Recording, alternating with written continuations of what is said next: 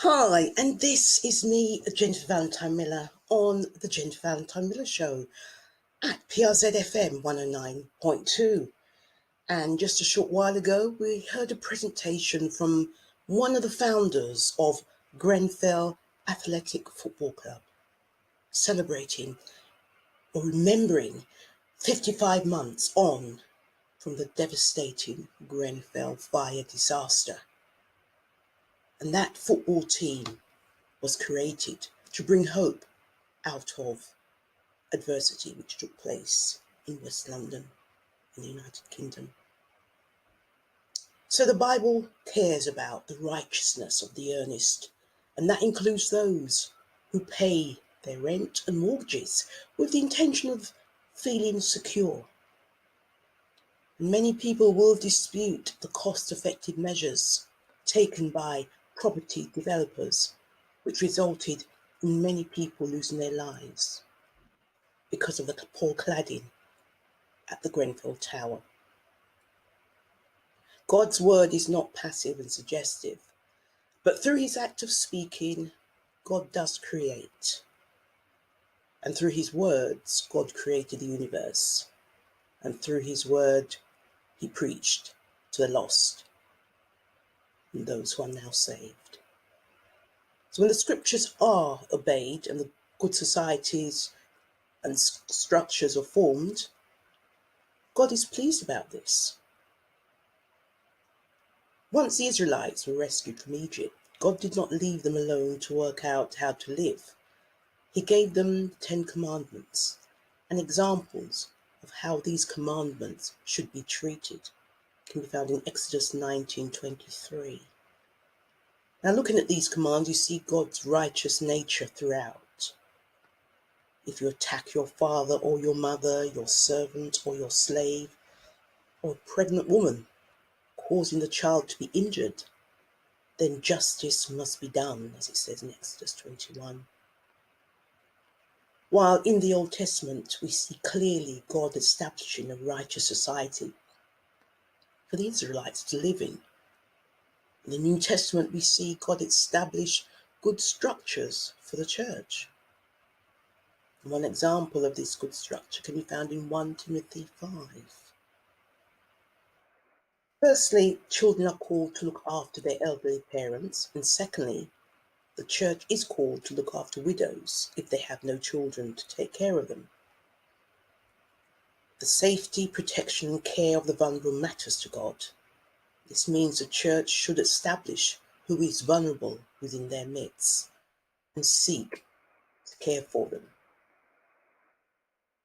Now, modern day safeguarding has a particular feel and flavour because the state has made it clear that there are relegations in place.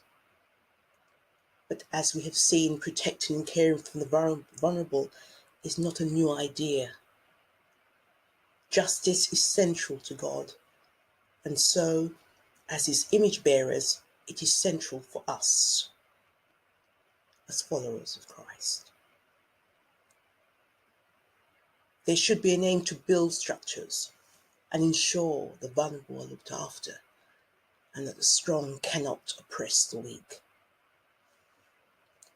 Alone, without the state's intervention, this should be our aim as Christians. However, our current safeguarding practices will be shaped by the state, and God does call us to obey our earthly authorities when what they command does not go against his word. This means, unless we have good reason to believe what the state or our government is asking of us, when safeguarding is against God's word, then we should aim to obey obediently all that the state requires of us. We do this because we care about the safety of those under our care and because we want to be above reproach. So modern day safeguarding, you have to provide, if you're a landlord, you have to provide a carbon monoxide alarm in any room with a solid fuel burning appliance. There is no legislation requiring you to fit a carbon monoxide alarm in a room with a gas burning appliance, for example, a boiler or gas fire. Despite this lack of regulation, many landlords and agents are choosing to supply CO2 alarms in these rooms for peace of mind. Going back to the legislation and being responsible as a landlord, you must ensure that alarms are working in order on the start date of new tenancy, of each new tenancy. This is the case even if a new tenant doesn't move in, until that time. You must provide evidence that the alarm is working and it's in good working condition from the start date.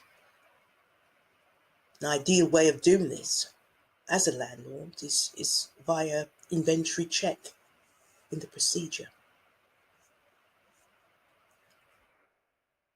The Grenfell Tenancy Association also asks tenants to have access to adequate escape routes at all times. This includes preventing obstructions. If you supply furnished property, you must ensure that all furniture is fire safe. And that, I hope, wasn't too overbearing for you. But I am celebrating the lives of those that were lost during the Grenfell fire disaster and highlighting safeguarding needs which we put in place to prevent such a loss happening again. So up next are supporting statements from a Member of Parliament and the Church of England, talking about the importance of good housing. #Grenfell.